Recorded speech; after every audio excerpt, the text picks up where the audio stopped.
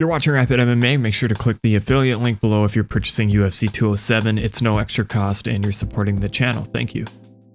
This is a difficult fight to break down on paper, not because it's complex, but because we don't really know much about Cody Garbrandt at this stage of his career. He's currently riding an undefeated professional record of 10-0, with 5 of those victories being in the UFC. He's won 9 times by knockout or TKO and once by decision.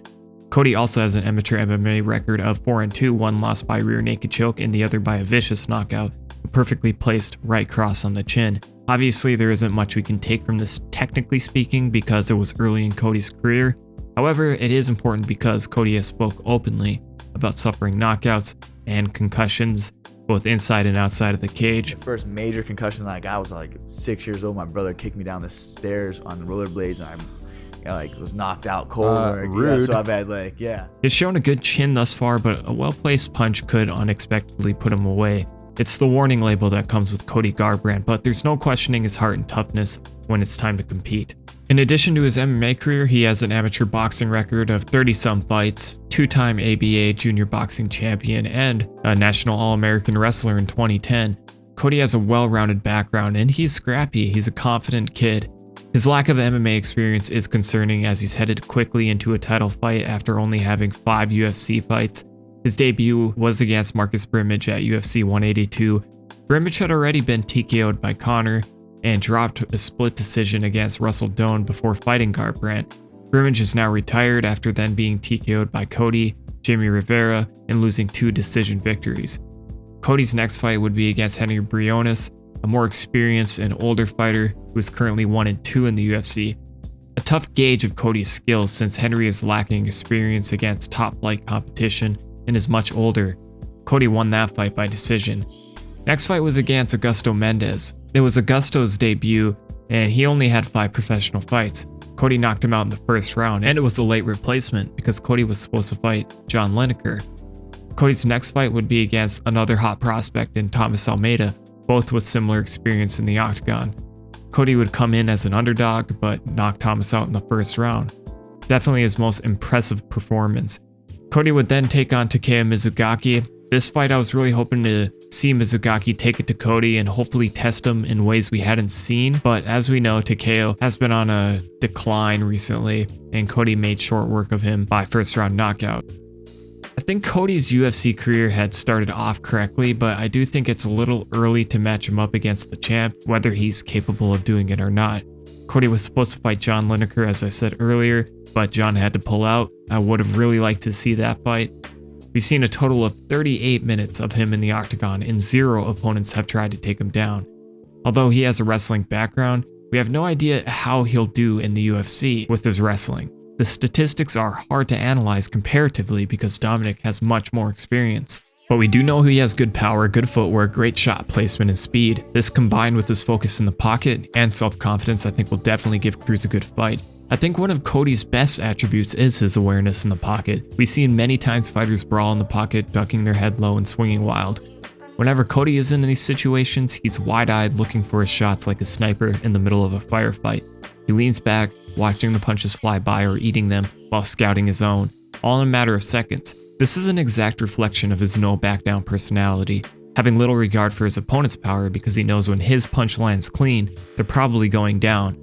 I think this will help him out against Cruz to a certain degree because as he tries to stick and move, Cody should be able to hit him entering and exiting range. Not to say he'll hit him every time, but I think there's opportunity for him to score, and obviously the knockout potential is prevalent too.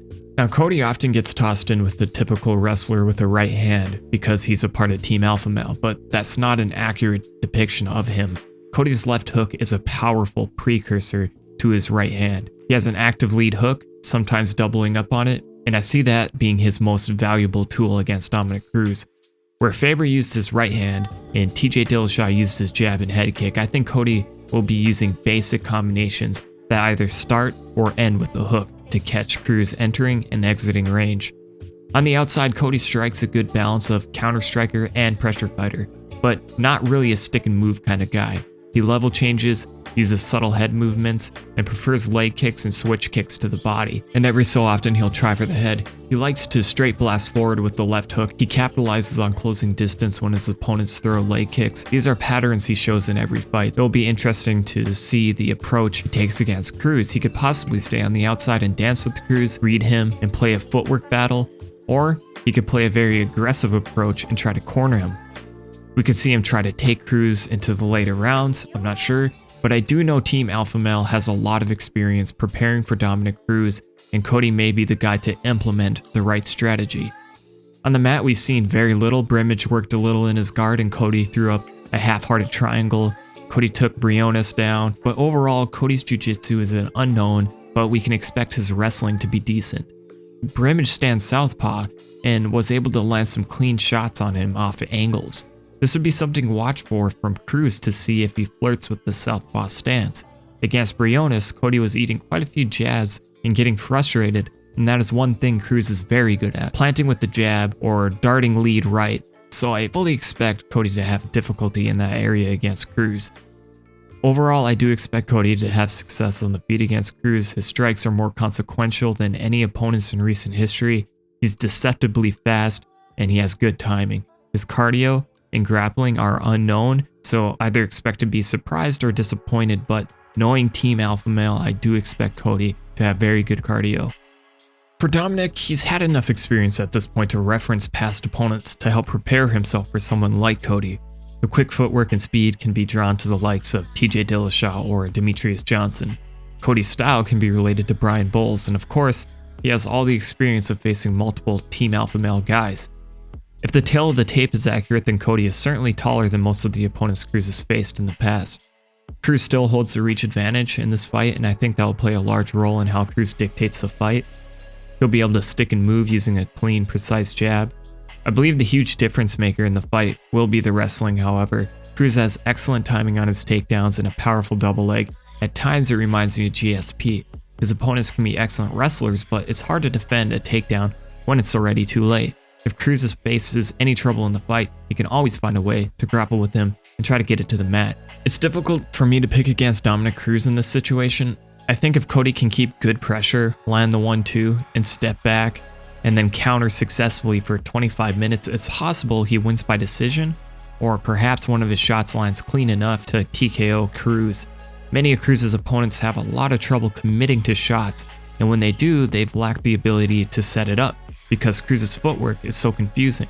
If Cody is able to take away that space and keep the fight at a very high tempo while staying composed, baiting and countering, then I think the strategy will finally come to fruition that those guys have been looking for. Personally, I think we'll see it be successful, but not enough to win a fight against Cruz. Dominick's angles and straight punches, in addition to the wrestling aspect, are going to make the difference on the judges' scorecards. It has every single time in the past. He has a lot of experience in 5-round fights against many different styles of opponents. I'm not counting Cody out. In fact, I think I'm giving him more of a chance than most people are.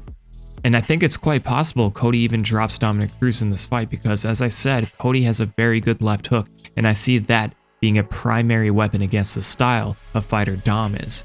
My pick is Dominick Cruz to win by a hard-fought decision. I think we'll be pleasantly surprised by Cody Garbrandt's ability, and who knows, if he can find the right blend of pressure, he could get the upset.